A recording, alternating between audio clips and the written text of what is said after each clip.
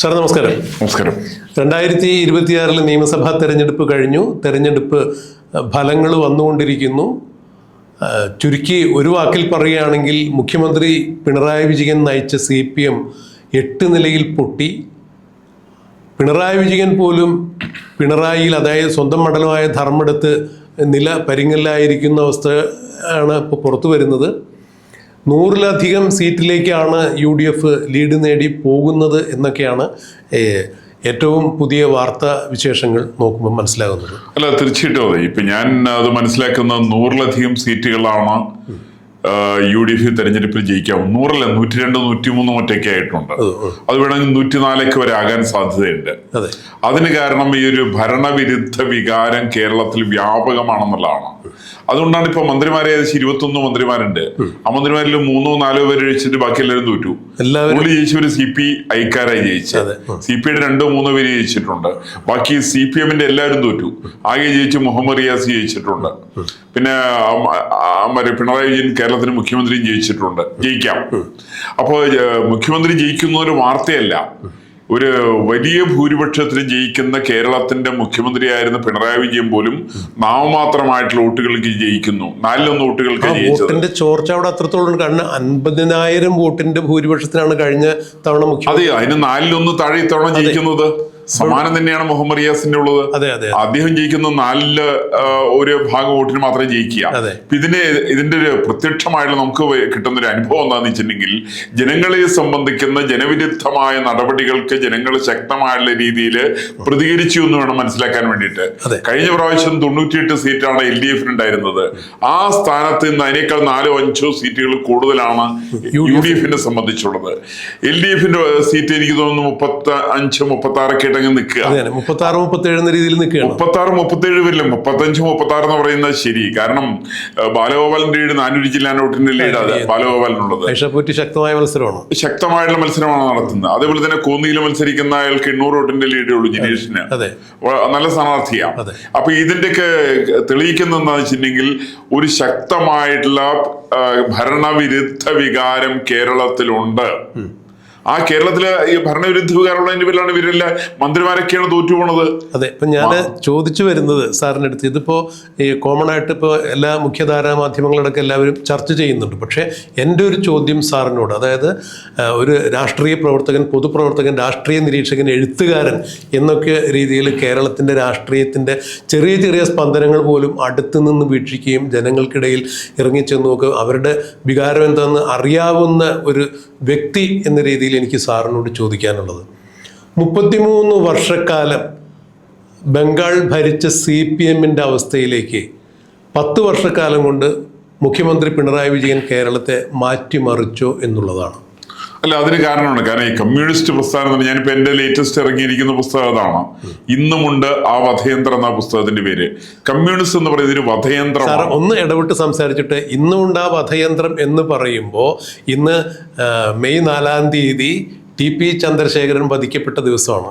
അതെ, തീർച്ചയായിട്ടും ഇന്ന് TP ചന്ദ്രശേഖരന്റെ വധം നടന്ന ദിവസമാണ്. അതുകൊണ്ടാണ് TP രമയുടെ FB പോസ്റ്റിനകത്ത് അതിന് വളരെ വികാര നിർഭരമായിട്ട് ആ സഹോദരി അതിനെ കുറിച്ചിട്ട് വിശദീകരിച്ചിട്ടുണ്ട്. കമ്മ്യൂണിസ്റ്റ് പാർട്ടി ആര് വേണമെങ്കിലും കൊല്ലും. ഇപ്പൊ ഇന്ന് പയ്യന്നൂർ ജയിച്ചിട്ടുള്ള കുഞ്ഞികൃഷ്ണൻ, ഞാൻ അദ്ദേഹത്തിന് അനുമോദന സന്ദേശം അയച്ചു. അദ്ദേഹത്തിന്റെ പുസ്തകം ഇറങ്ങിയതിന്റെ പിറ്റേ ദിവസം രാവിലെ ഞാൻ അദ്ദേഹത്തെ വിളിച്ചിരുന്നു.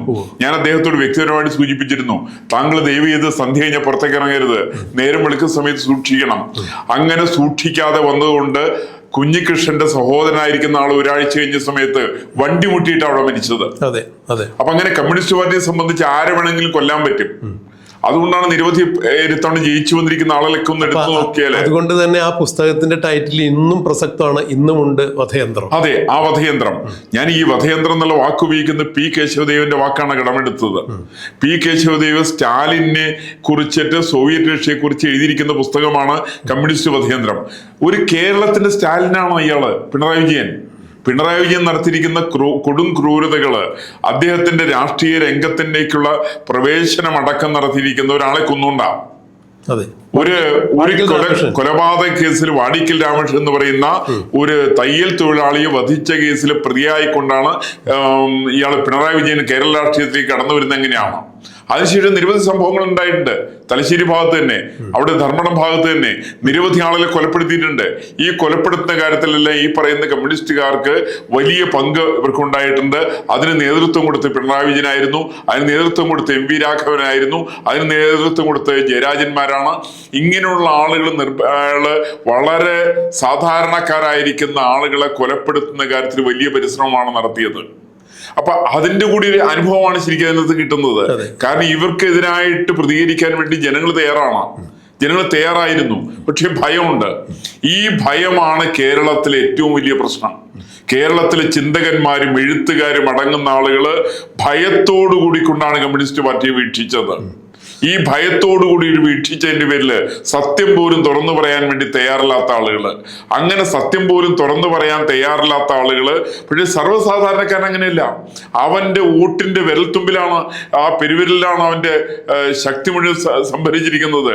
അത് വെച്ചിട്ട് ഒന്ന് കഴിഞ്ഞ മാസം 9-ാം തീയതി, ഏപ്രിൽ മാസം 9-ാം തീയതി ആ വോട്ടിംഗ് യന്ത്രത്തിൽ തന്നെ കയ്യമർത്തിയ സമയത്ത്, ആ സമയത്താണ് കമ്മ്യൂണിസ്റ്റ് പ്രസ്ഥാനം എന്ന് പറയുന്നത് ഇന്ന് കേരളത്തിൽ നിന്ന് അടിപടലം തകർന്നു കഴിഞ്ഞിരിക്കുകയാണ്. ഇപ്പൊ നേരത്തെ എന്നോട് ചോദിച്ച മാതിരി ബംഗാളില് ഒരു 3.5 പതിറ്റാണ്ടെടുത്തു ജ്യോതിബാസുവും ബുദ്ധദേവ് ഭട്ടാചാര്യ കൂടി പ്രസ്ഥാനം തകർക്കാൻ വേണ്ടിയിട്ട്, ആ നാട്ടിൽ നിന്ന് കമ്മ്യൂണിസ്റ്റ് ഇല്ലായ്മ ചെയ്യാൻ.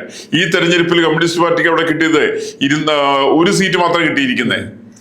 എന്ന് വെച്ചാൽ അത്രയും ആ 1 സീറ്റ് ഉണ്ടോന്ന് തന്നെ അറിയില്ല കേട്ടോ. ഇപ്പൊ അവസാനത്തെ ലാസ്റ്റ് ഇലക്ഷന്റെ ഡിക്ലറേഷനും വരുന്ന സമയത്ത് 1 സീറ്റ് പോലും ഉണ്ടാകാൻ സാധ്യതയില്ലാത്ത രീതിയിൽ അവർ ബംഗാളിൽ തകർന്നു കഴിഞ്ഞിരിക്കുന്നു. ബംഗാളിൽ ഈ 31 വർഷം ഭരിച്ചു, CPM ഭരിച്ചു, പിന്നീട് അത് മമത തൃണമൂൽ കോൺഗ്രസുമായിട്ട് വന്നു. ഇപ്പൊ തൃണമൂൽ കോൺഗ്രസിനെയും BJP അസലായി അട്ടപടലം പാലം വലിച്ചു എന്നുള്ള വാർത്തകൾ തന്നെ പുറത്തു വന്നുകൊണ്ടിരിക്കുന്നത്.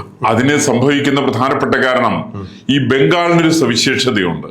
ബംഗാളിന്റെ സവിശേഷത, ബംഗാൾ ഒരു കാലത്ത് ചിന്തകന്മാരുടെ നാടായിരുന്നു ബംഗാള്, എഴുത്തുകാരുടെ നാടായിരുന്നു ബംഗാള്, വിദ്യാഭ്യാസം ഏറെയുള്ള നാടായിരുന്നു ബംഗാള്.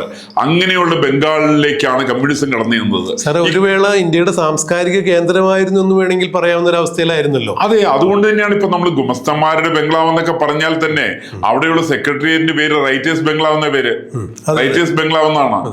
അത് നിരവധി ആളുകൾ കേവലം ഗുമസ്തന്മാരെന്ന നിലയ്ക്ക് മാത്രമല്ല, അവിടെ ചിന്തകന്മാരും എഴുത്തുകാരും നിരവധി ആളുകള് അവിടെയാണ് ജനിച്ചത്. രവീന്ദ്രനാഥ ടാഗോർ അവിടെയായിരുന്നു. ആനന്ദമണ്ഡലം എഴുതിയിരിക്കുന്ന ബങ്കിം ചന്ദ്ര ചാറ്റർജി അവിടെ നിന്നാണ്. ശ്യാം പ്രസാദ് മുഖർജി അവിടെ നിന്നാണ്. 31 വയസ്സിൽ വൈസ് ചാൻസലർ അയാളാ. അങ്ങനെയുള്ള നിരവധി, അതേപോലെ തന്നെ രാജാറാം മോഹൻ റായ് അവിടെ നിന്നാണ് ജനിച്ചു വളർന്നത്. പരമഹംസരും വിവേകാനന്ദൻ തുടങ്ങിയിട്ടുള്ള നിരവധി ആളുകൾ ജനിച്ചു വളർന്ന ബംഗാള്. ഈ ബംഗാളിന്റെ സവിശേഷത, അവിടെ നിന്നായിരുന്നു ഇന്ത്യയിലെ ഏറ്റവും വലിയ വിപ്ലവ പ്രസ്ഥാനമായിരിക്കുന്ന അനുശീലൻ സമിതി ഉണ്ടായത് അവിടെ നിന്നാണ്. നമ്മുടെ കേരളത്തിൽ നിന്നുള്ള ഇദ്ദേഹം വേലുക്കുട്ടിയരയൻ അതിനകത്ത് മെമ്പറായിരുന്ന ആളാണ്. കേരളത്തിൽ നിന്ന് ഏകാളാണ് അതിനകത്ത് മെമ്പറായത്. അങ്ങനെയുള്ള വിപ്ലവ പ്രസ്ഥാനങ്ങളൊക്കെ ഉണ്ടായിരുന്ന വിദ്യാസമ്പന്നമായിരിക്കുന്ന ബംഗാളിന് 3.5 പതിറ്റാണ്ട് ജ്യോതിബാസും അദ്ദേഹത്തിന്റെ സഹപ്രവർത്തകനുമായിരുന്നു ബുദ്ധദേവ് ഭട്ടാചാര്യം കൂടി തകർത്ത് തരിപ്പണമാക്കി കളഞ്ഞത്. ഇന്ന് ബംഗാളിന്റെ അവസ്ഥ പരമദയനീയമാണ്. ബംഗാളിൽ ഭക്ഷണം കിട്ടാനില്ലാത്ത ആളുകൾ നിരവധിയാണ്. ബംഗാളിലാണ് കേരളത്തിൽ പൊറോട്ട അടിക്കാൻ വരുന്നത്, ബംഗാളിലാണ് കേരളത്തിൽ കൂലിവേലയ്ക്ക് വരുന്നത്, ബംഗാളികളാണ് കേരളത്തിൽ കടകളിൽ ജോലിക്ക് ആളെ കിട്ടണമെന്നുണ്ടെങ്കിൽ അവരെ വിളിക്കണം.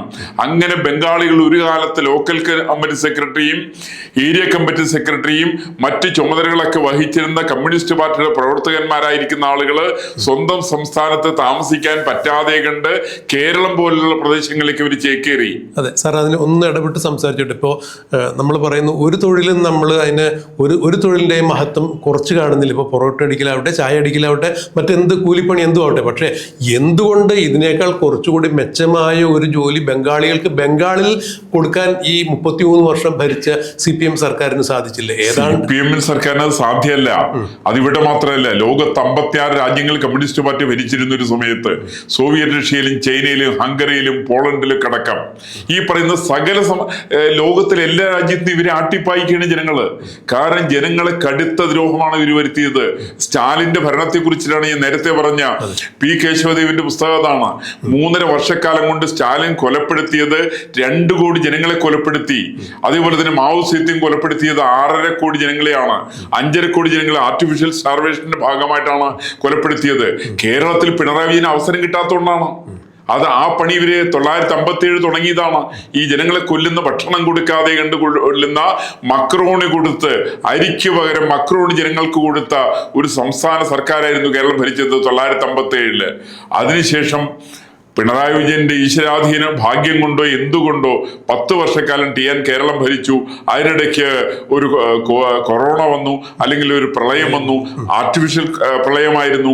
ഇതേപോലുള്ള പ്രളയം വന്നിട്ടും കോവിഡ് വന്നിട്ടും അതിനെല്ലാം ശക്തമായിട്ട് നേരിടാൻ സാധിച്ച നേതാവ് എന്നുള്ള നിലയ്ക്കാണ് അദ്ദേഹത്തിന് ജനങ്ങൾ വലിയ സ്ഥാനം കൊടുത്തത്.